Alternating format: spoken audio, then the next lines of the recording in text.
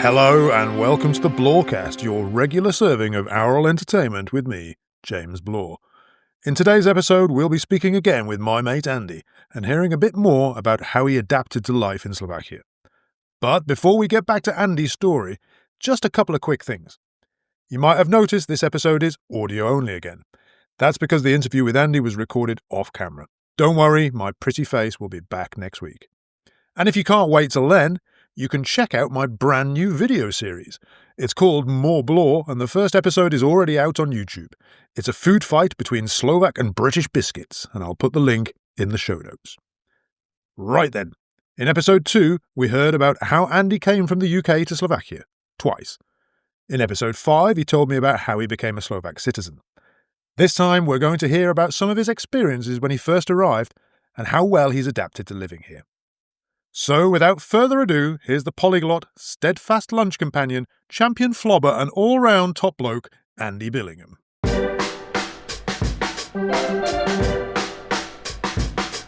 Okay, I'm honoured to welcome back Andy Billingham today. Hello again, everybody. And today we're going to talk a little bit about things in Slovakia which Andy has got used to, and some which he will perhaps never get used to. This is harking back to the episode I did the other day about assimilation and my pathetic attempt at it. So, Andy, over to you. What kind of things, after how many years have you been living here? Altogether, it's over 30 years now. Wow. Impressive stuff. So after those 30 years and more, in which ways would you say you have become very Slovak, other than citizenship, which we talked about previously? It's too strong to talk about like becoming Slovak. I've learned the language as well as I can. I mean, it's this ongoing process. I've got citizenship, but as soon as I open my mouth to speak, people can hear that I'm not Slovak because I have an English accent. Because I think it's more important to say the right words and to get the grammar right, and actually, I mean, trying to identify and imitate a Slovak accent, it's difficult.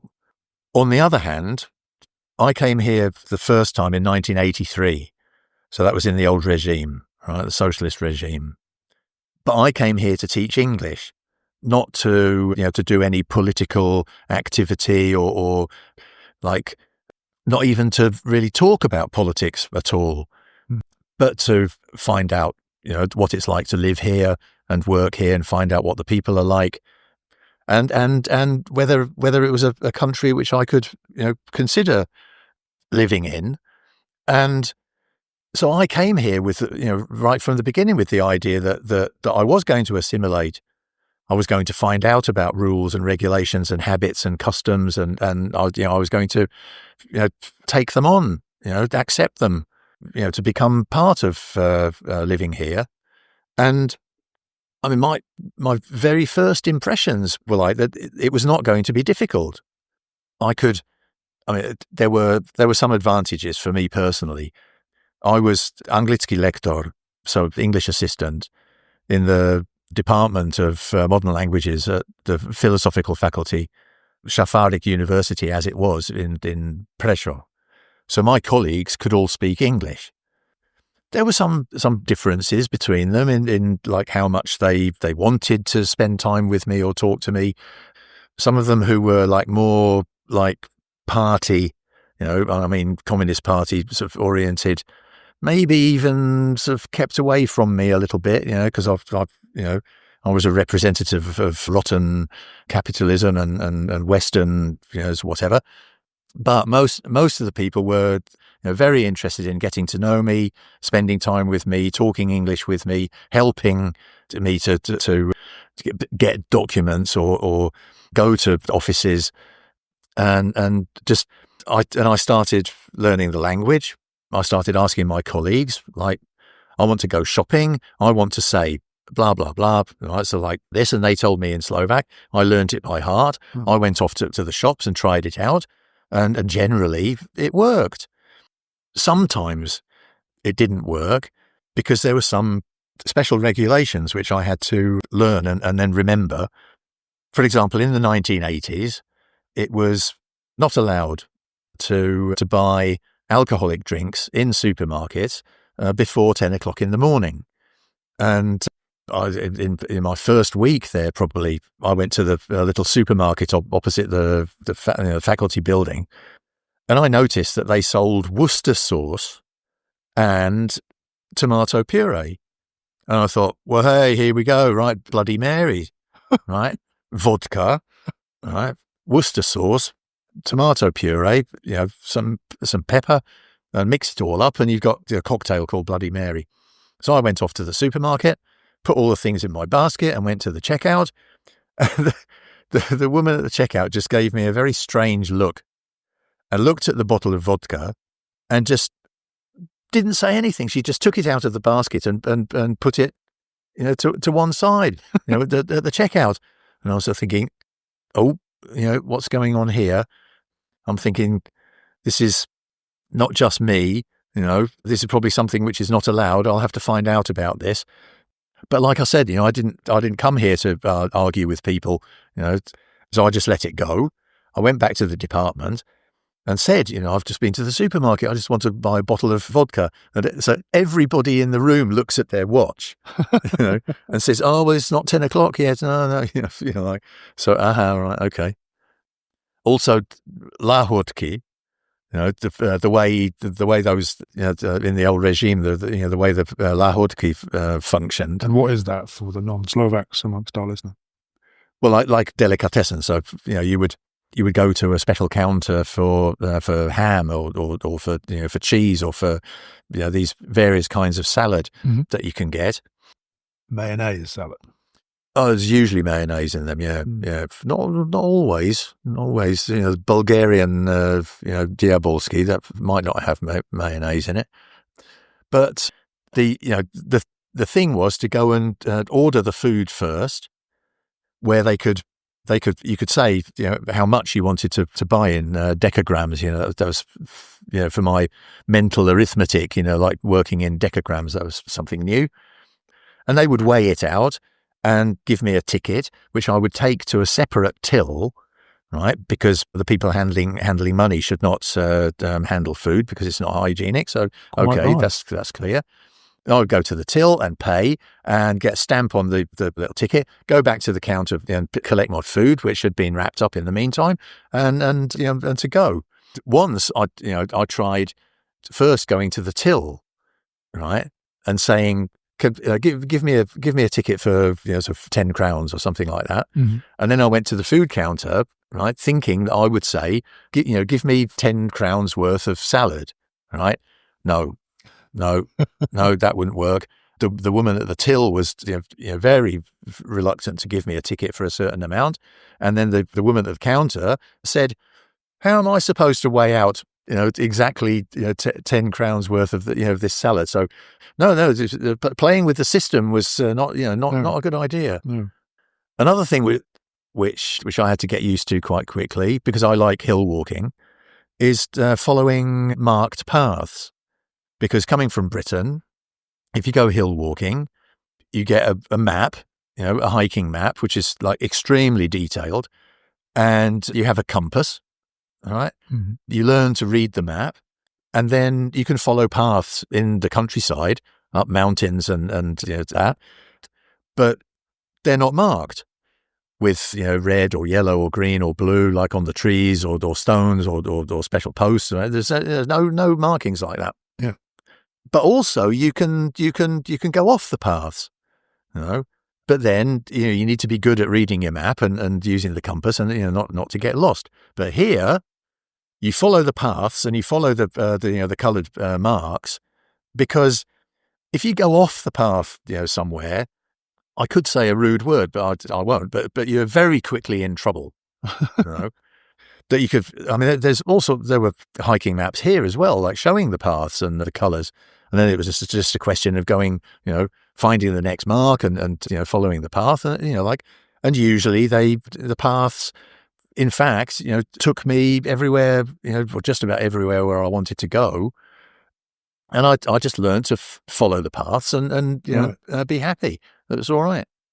So, right, let's backtrack a bit. So The things I noticed, like, in the first few weeks of, living and working here in the 1980s, people, just about everybody, I would say, got up really early and either went off to work or went off to school like really early, like compared with the UK. I mean, at least an hour earlier.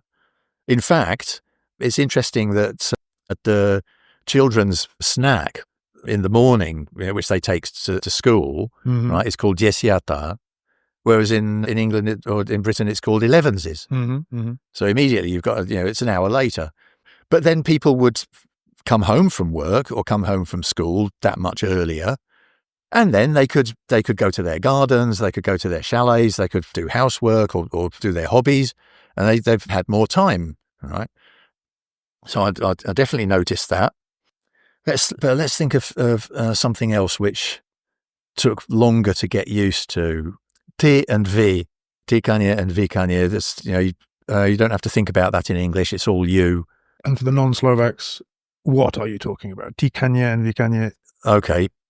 If you talk to somebody in English, you say you to them, and it makes no difference if it's the first time you meet them or the 100th time, whether they are friends of yours or not. If they're complete strangers, you call them you, right? But in Slovak, but also in French, also in Spanish, also in German, also in Hungarian, in Italian, there are two words for you, right? I mean, in some languages, even three. In Spanish, I don't know, there's 15. But anyway, in Slovak, there's basically two. There's the familiar you, right, which is T, which you use with members of your family, relatives, friends, basically, and animals, and little children, even if they're other people's children, right? So the familiar you form, T. And then there's the familiar, the formal pronoun for you, which is V, which you would use for people you meet for the first time. And also when you meet them again, right, the first sort of few times, you continue with this formal, way of speaking. And sooner or later, somebody will suggest this Tykanie, and there might well even be like a little kind of ceremony, probably involving a strong drink. and possibly linking elbows and where you change from the formal you form to the informal. So instead of calling them V, right, you start calling them T, and then everybody feels more comfortable, and then so with like I say, well, members of the family, obviously relatives, but then colleagues at work. So somebody new, right, comes into the office to work, and they'll start calling everybody V. But then after a certain time, some colleagues will suggest going to the pub and, like have a little get together and, change from V to T. Maybe not the head of department. May continue, calling them V. But the thing is that you have to change the form of the verb if you're using the T form, compared with the V. So you have to learn the endings and the forms of the verbs which go with, these different pronouns. And there's various kinds of verbs, so with various sort of different kinds of endings. Also, it affects how you talk about the past. So you have to learn, more of the language to work with this. And there are little sort of social customs about this, like who is entitled to suggest changing from Vykanie to Tykanie, like, that would be the older man to the younger man, or the, it's like, this is like etiquette, isn't it? And like getting to know that's, I think I can say that's still not completely like in my blood.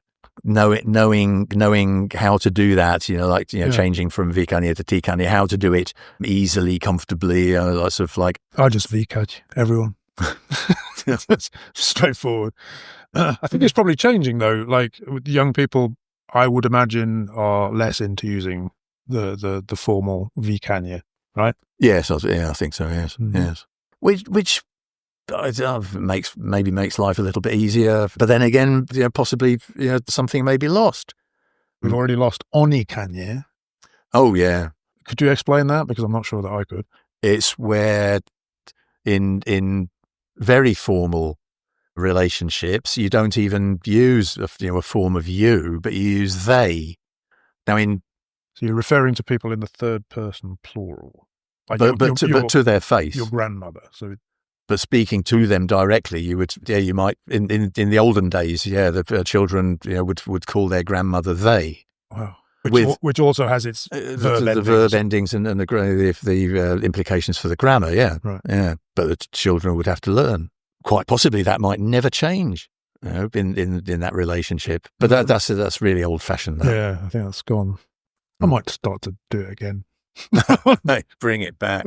Bring back onikanie together with flogging. Yeah.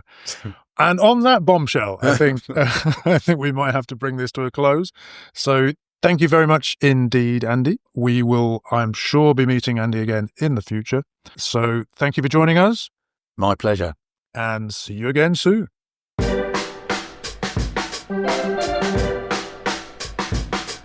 And indeed we will. If you've got questions for Andy or me, please do get in touch. You'll find all the links in the description: website, email, YouTube, Facebook. Pick your favourite and say hi. As ever, thank you so much for joining me. Please like, subscribe, share, and do all of those good things. I'm James Blore, and this has been the Blorecast. See you again soon. Bye-bye.